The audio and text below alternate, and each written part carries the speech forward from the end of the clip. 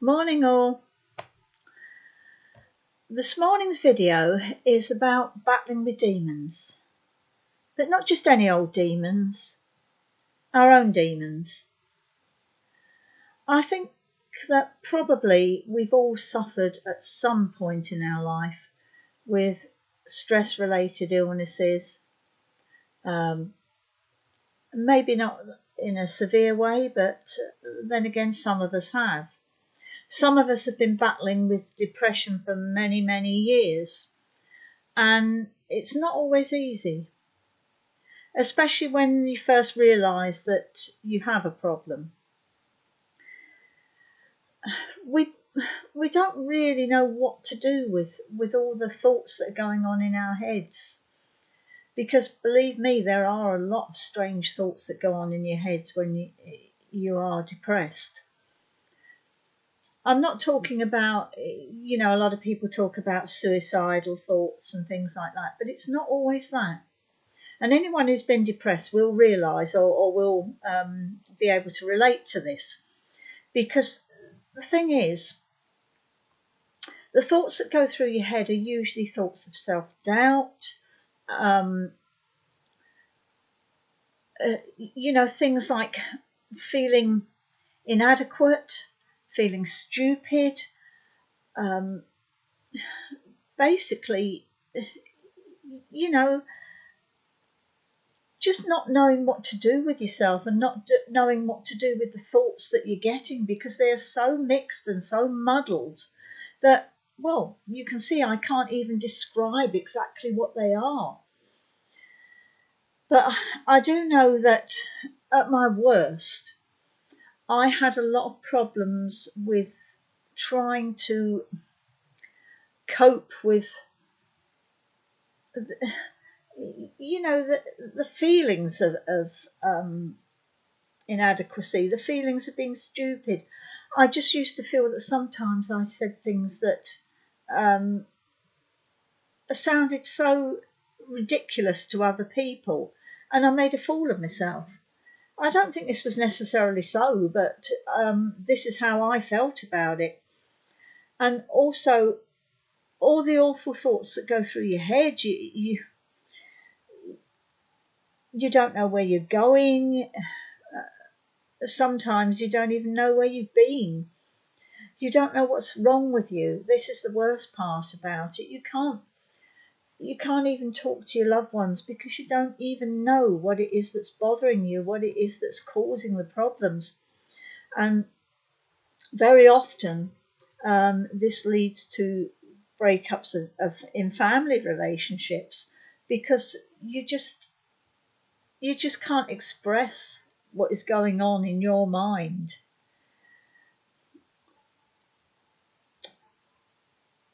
I found that my way of coping with this was to write.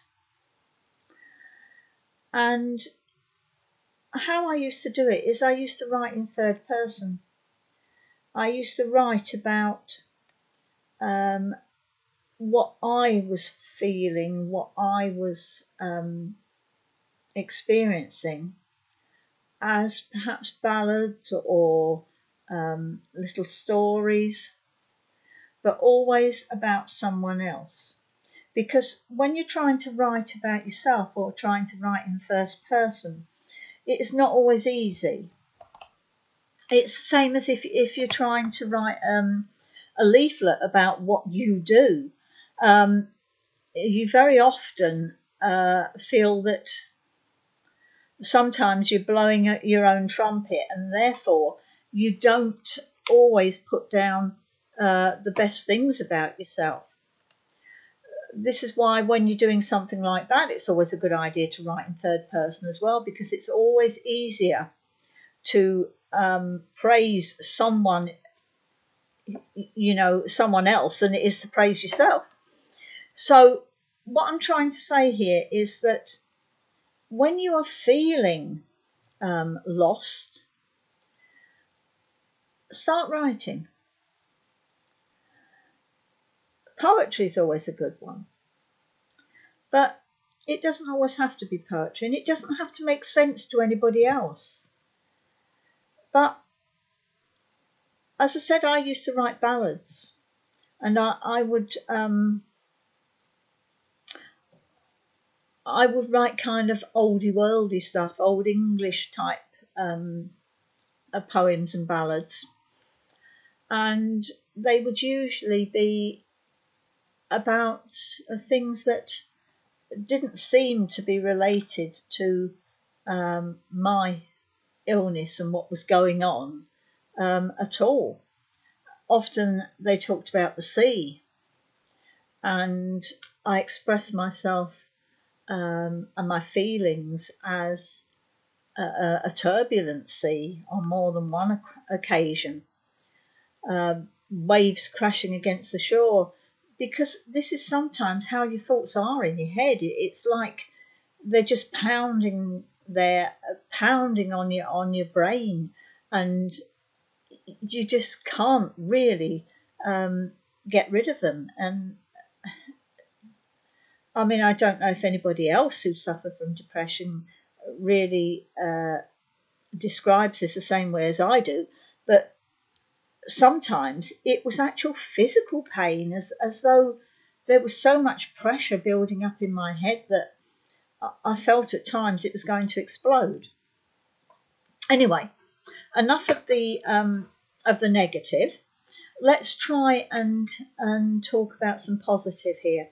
So it's like I was saying, to try and get your head back in some kind of decent working order, start writing. Put your thoughts, your feelings on paper. No one else has to see them, so just write it all down, even your thoughts and feelings towards others, because sometimes anger and frustration surfaces, and silly things that other people do really annoy you or really kind of make you feel bad about yourself and about other things and other people. So start putting it all down on paper, and then when you've got it all out of your head, take the paper and bury it or burn it. And as you're doing this, either visualize you're burying your feelings, but you're not burying them within yourself. You're taking them and you are burying them somewhere else. Okay?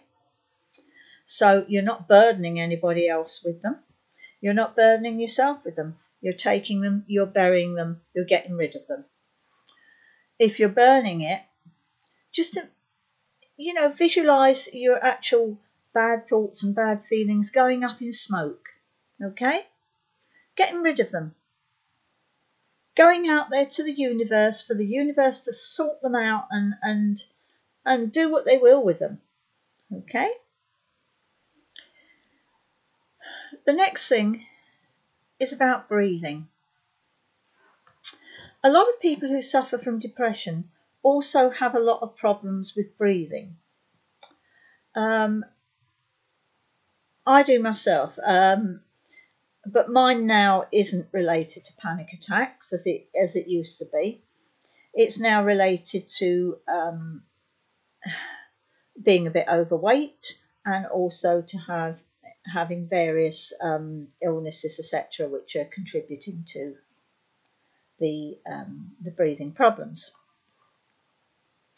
But we often get in a state of panic, and it's very, very difficult once you get in that anxiety or anxious state to get out of it, because nothing works until you actually feel that you can get yourself out of that situation and somewhere where you feel safe and comfortable.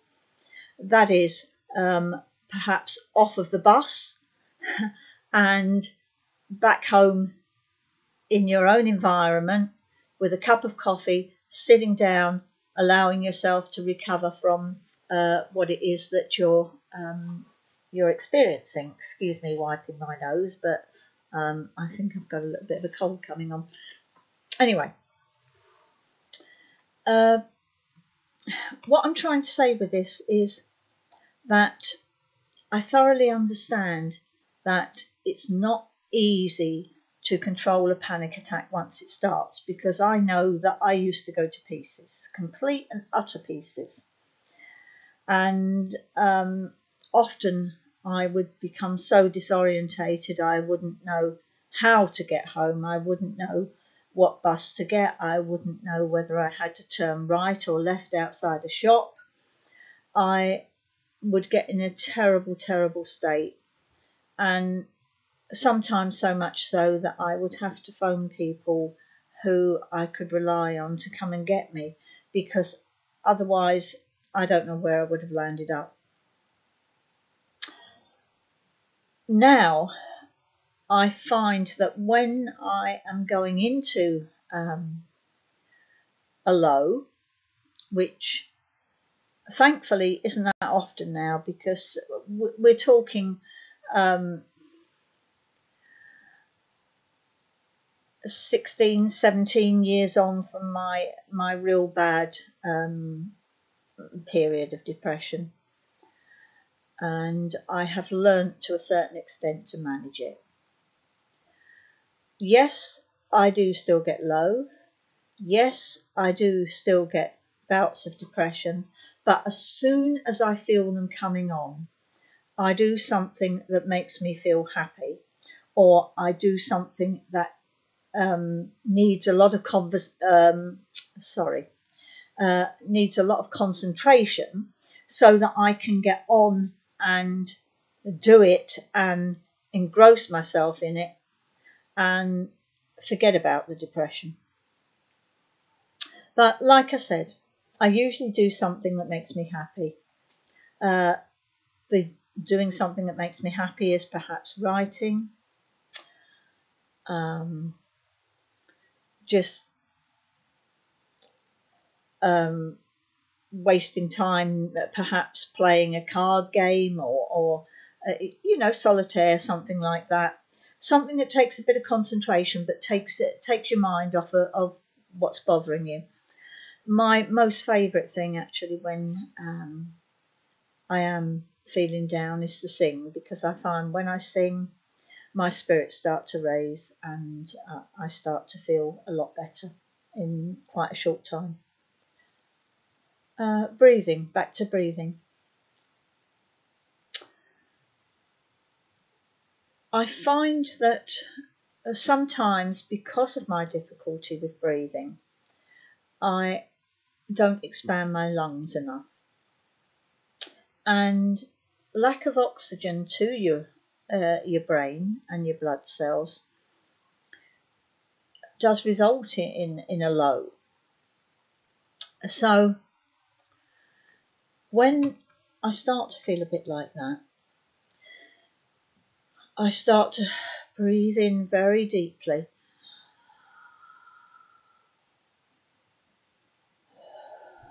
expanding my lungs as much as possible, breathing from the abdomen, sit up straight.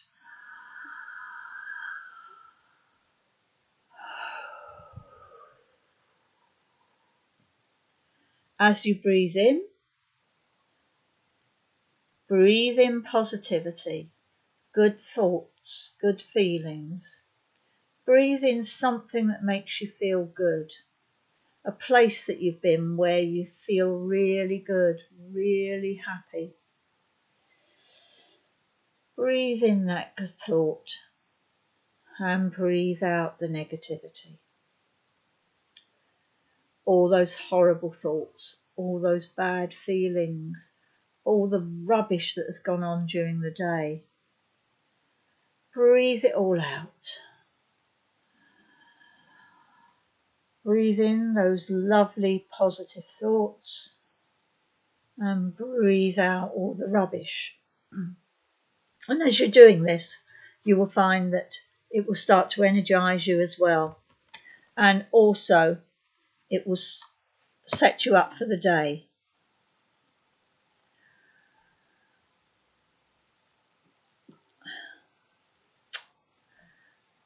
I would like to think that all of you will find ways of managing your stress, your depression, and come to terms with it, and also find ways of lessening the low moments and increasing the high moments.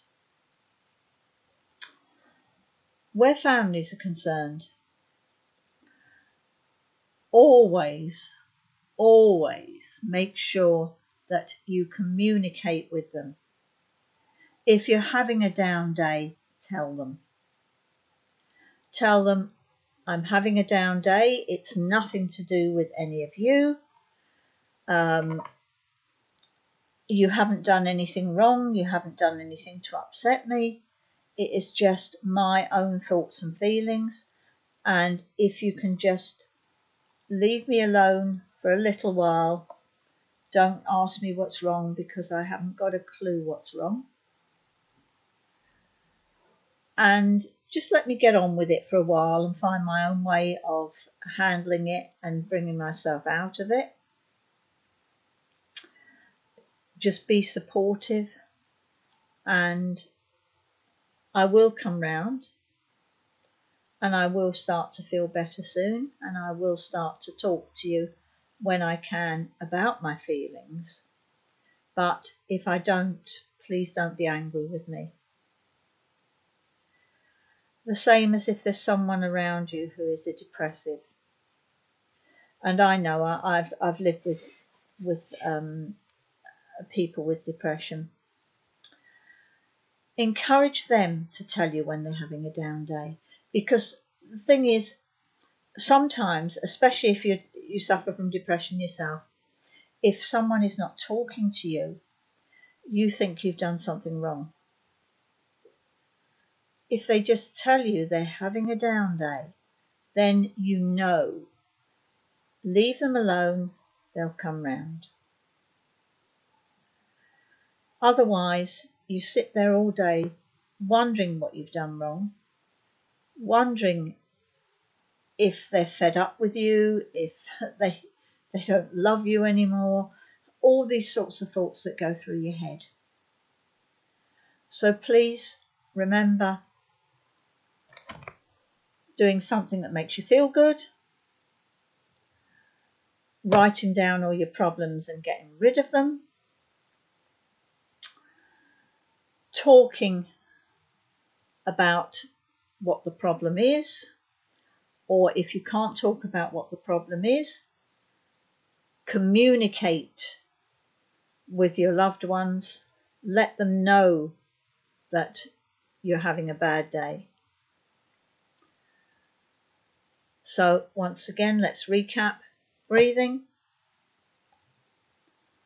getting rid of the problems, cheering yourself up with something that makes you feel good, communication. Okay, and I'm going to go now, and I'm going to, get the family all sorted out, get their breakfast, get them up and running, and I shall see you soon. Bye. Have a good day.